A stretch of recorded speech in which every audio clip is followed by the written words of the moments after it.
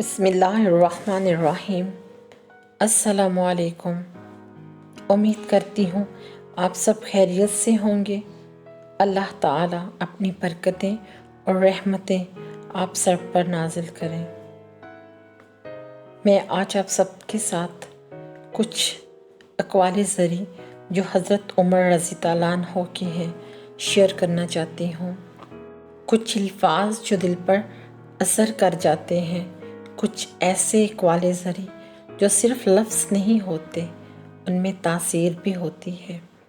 میں چند ایسے ہی اقوال زری آپ لوگوں کے ساتھ شیئر کرتی ہوں جو حضرت عمر کے چند خوبصورت اور سنہری الفاظ میں سے، سنہری اقوال میں سے ہیں۔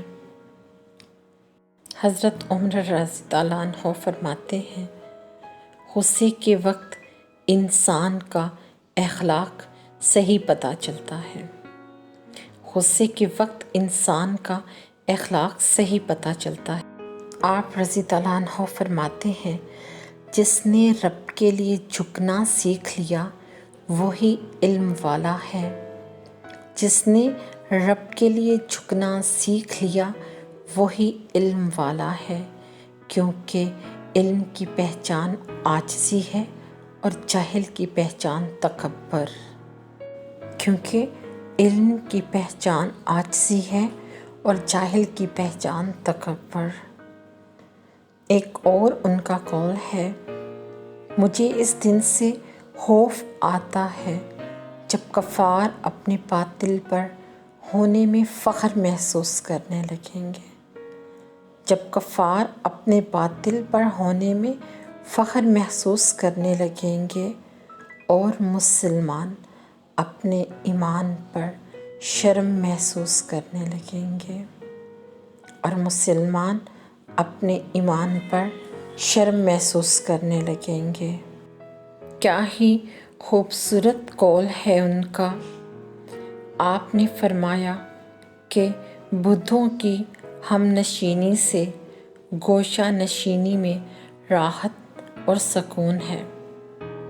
بدھوں کی ہم نشینی سے گوشہ نشینی میں راحت اور سکون ہے۔ آپ رضی اللہ عنہ فرماتے ہیں، تلوار کا زخم جسم پر ہوتا ہے، تلوار کا زخم جسم پر ہوتا ہے اور بری گفتگو کا روح پر۔ تلوار کا زخم جسم پر ہوتا ہے اور بری گفتگو کا روح پر۔